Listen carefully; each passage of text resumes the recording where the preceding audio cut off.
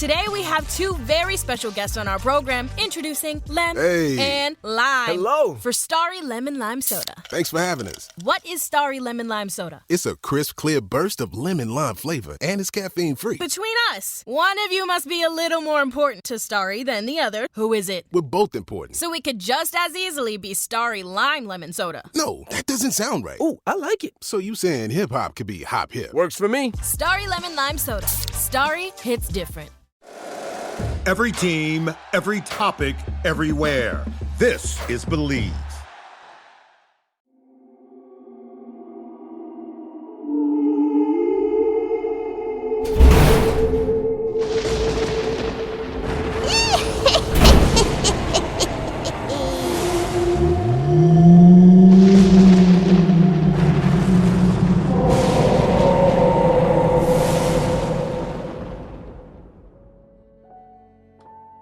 Hello and welcome to another episode of the Halloween podcast. I am your host, Lyle Perez.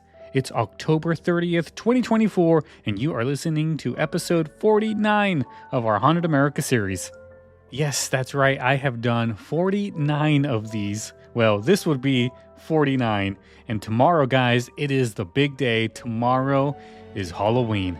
Today, we are going to continue our journey through America with one of the last states, which is Wisconsin, a state where beautiful landscapes hide eerie secrets. From grand hotels to desolate asylums, Wisconsin's dark history is teeming with tales of lingering spirits and haunted souls. So grab your flashlights for one of the last times, because we are on our way to the Badger State, Wisconsin. Our journey begins at the Pfister Hotel in Milwaukee, a luxurious Victorian-style hotel built in 1893 by businessman Charles Pfister. Originally designed to bring elegance to Milwaukee, this hotel quickly gained a reputation for something else: hauntings. Charles Pfister, who died in 1927, loved this hotel dearly, and many believe he never left. Charles's ghost has been spotted wandering the grand staircase, often keeping a watchful eye on the lobby.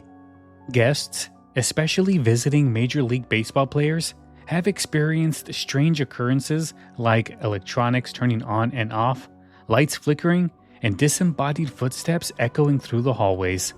Baseball player Bryce Harper once reported that his iPod started playing on its own, while other baseball players have woken up to find their room furniture rearranged. The 9th floor is especially eerie, with guests describing a heavy presence that makes it hard to breathe. It seems Charles Pfister isn't content with simply observing. He's known to actively make his appearance known to those who dare to stay.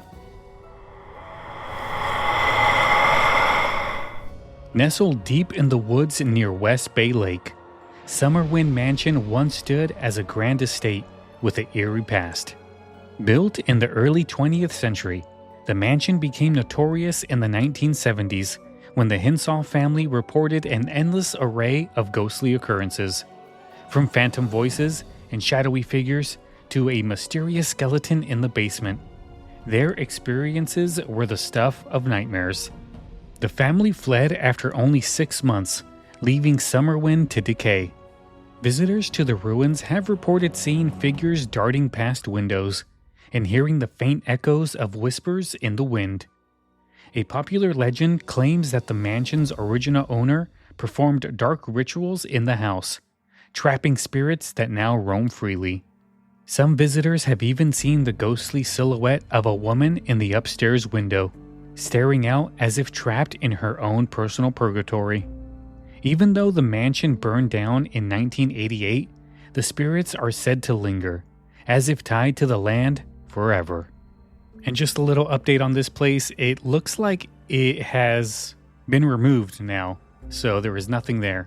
Somebody posted a review on the actual location, and it says that the house is completely gone now. The only thing that remains is the stone foundation and the chimney. The place recently went up for auction a few days ago, actually from the day of this recording, which was on October 19th, 2024. Next, we visit the Old Baraboo Inn, a historic tavern built in the 1860s that later served as a brothel. Over the years, the inn has become famous for its paranormal patrons, particularly Charlie, a bartender who met a tragic end in a bar fight. He's been seen behind the bar, serving drinks to customers who aren't really there. Staff and visitors frequently report hearing phantom music and laughter late at night. And there have been sightings of ghostly figures on the stairs. Cold spots are common, and some have felt unseen hands tapping them on the shoulder. The second floor, where the brothel once operated, is said to be haunted by the spirits of the women who work there. Lights flicker, doors slam, and eerie voices seem to drift down the hallways. The Old Baraboo Inn is still open for visitors, so if you're in a mood for a drink, you might just find yourself in the company of a few lingering spirits.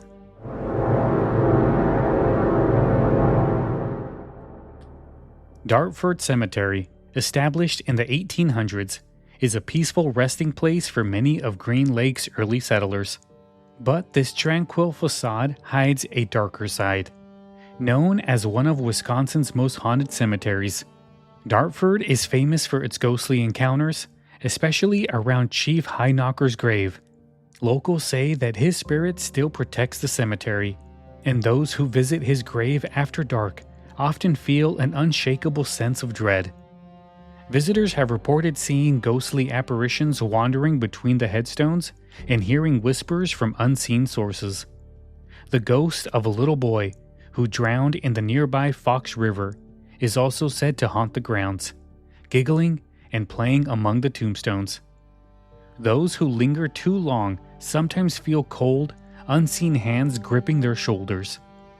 Dartford Cemetery remains open, but those who visit should prepare for an encounter with spirits who may not rest as easily as others. Built in the 1940s, the Sheboygan County Insane Asylum housed patients with mental illnesses until its closure in the 1970s. Since then, the abandoned facility has become a hotspot for ghost hunters and thrill seekers alike. With its peeling paint and long, empty corridors, the asylum feels like a place trapped in time, where the suffering of former patients lingers. Visitors report hearing disembodied screams, footsteps echoing in the halls, and whispers that seem to come from nowhere. Shadows move on their own, and some claim to have seen ghostly figures in the windows, staring blankly into the distance. The asylum remains closed to the public, but those who have trespassed tell tales of an overwhelming feeling of despair that stays with them long after they leave.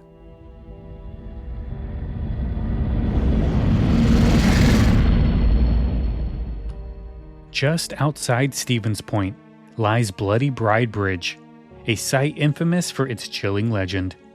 According to local lore, a young bride died in a car accident on this bridge on her wedding night, and her spirit now haunts the area. Many who drive across the bridge at night claim to see a ghostly figure in a blood-stained wedding dress standing in the middle of the road. Some motorists have reported looking in the rearview mirrors only to see her sitting in the back seat of their car, her eyes hollow, staring right back at them. The sounds of screeching tires and a woman's terrifying scream have also been reported echoing through the area. If you ever find yourself driving across Bloody Bride Bridge, be prepared. You may not be the only one on the road.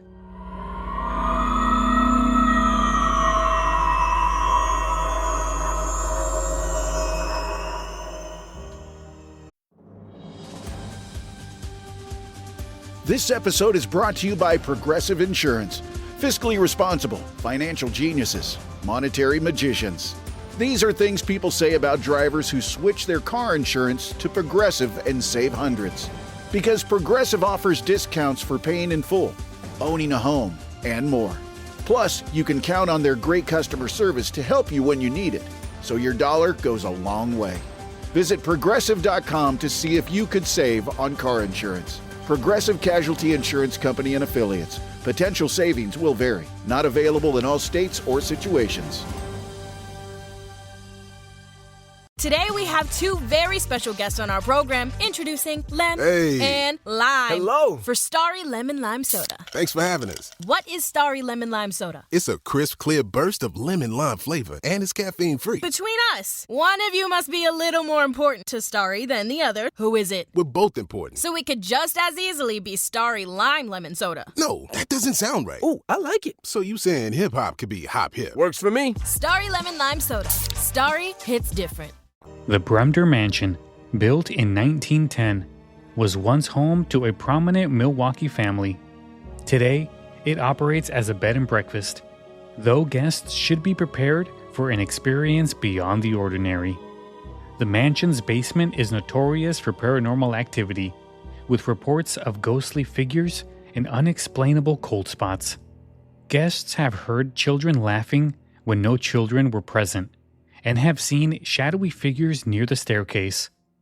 Some believe it's the spirit of a young girl, while others have seen the ghost of George Brumder himself, watching over his former home. Guests who stay at the Brumder Mansion often leave with stories of their own, as if the spirits here welcome those who dare to enter. Known locally as Hotel Hell, Marabou Caves Hotel has a history that's as tragic as it is mysterious. Built in the early 1900s, the hotel has burned down multiple times, and some believe a portal to the underworld exists on the property, trapping spirits who cannot escape. Visitors report seeing ghostly figures wandering the ruins and hearing screams that seem to come from deep within the caves nearby.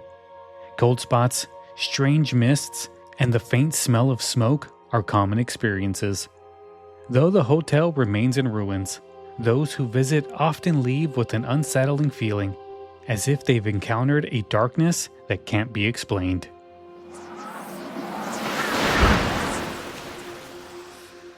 Our next stop takes us to the Grand Opera House in Oshkosh, a beautiful theater built in 1883 that have been the stage for countless performances over the decades.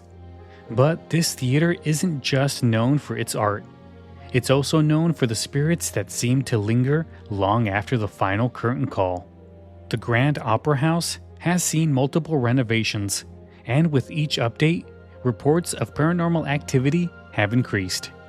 Visitors and staff alike have seen the ghostly figure of a former stage manager, who appears to keep a watchful eye on the productions. He's known to pace the balcony, watching rehearsals, and sometimes making his presence felt with a cold, sudden drift. Then there's the ghostly apparition of a woman dressed in Victorian-era clothing, often seen sitting quietly in the audience. Some say she's waiting for a performance that will never come, while others have heard her faint laughter echoing through the empty auditorium. Phantom footsteps, shadowy figures, and even ghostly applause have been reported, making the Grand Opera House as popular with ghost hunters as it is for theatergoers. Today, the theater is open for performances, but visitors might just find themselves sharing the experience with some very dedicated, otherworldly patrons.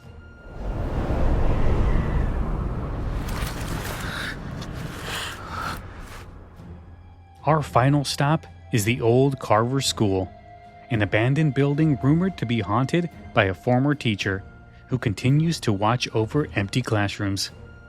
Built in the early 1900s, the school once served as a primary educational center, but closed its doors decades ago.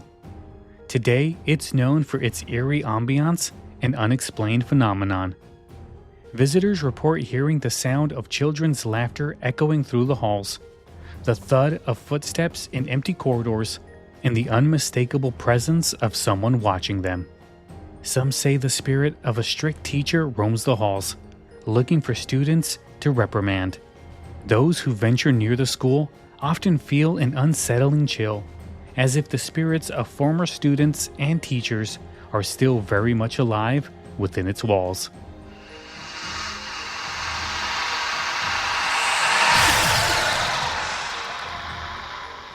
And there you have it. That wraps up our journey through Wisconsin.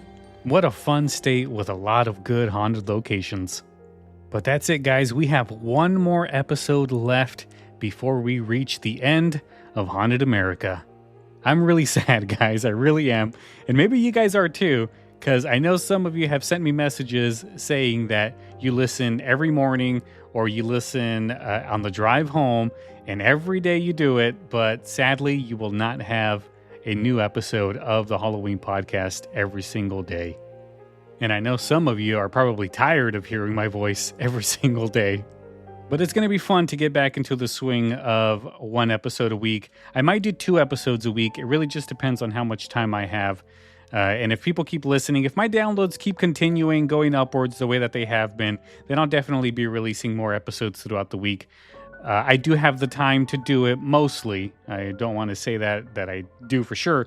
But if I can continue recording while I'm at work and it's not too busy, I can definitely crank out 1 to 2 episodes every week. 1 for sure, but 2 episodes might be a little bit more. Every other week we might get an episode. We might even get bonus episodes that you might have to pay for through the website or like one of the subscription things. Just another way for you guys to be able to support the Halloween podcast.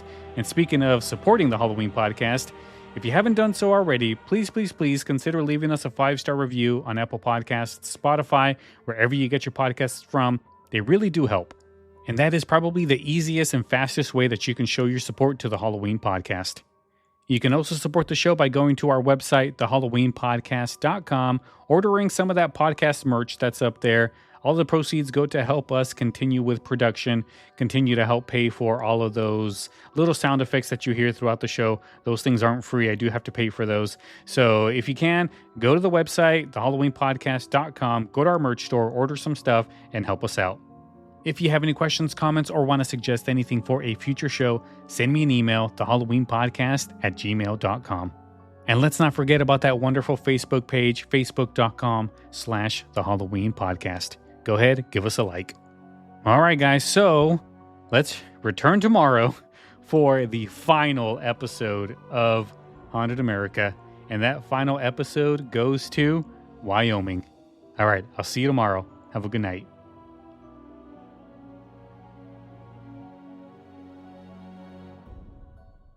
Today we have 2 very special guests on our program, introducing Lem and Lime. Hello. For Starry Lemon Lime Soda. Thanks for having us. What is Starry Lemon Lime Soda? It's a crisp, clear burst of lemon lime flavor, and it's caffeine-free. Between us, one of you must be a little more important to Starry than the other. Who is it? We're both important. So it could just as easily be Starry Lime Lemon Soda. No, that doesn't sound right. Oh, I like it. So you saying hip-hop could be hop-hip? Works for me. Starry Lemon Lime Soda. Starry hits different.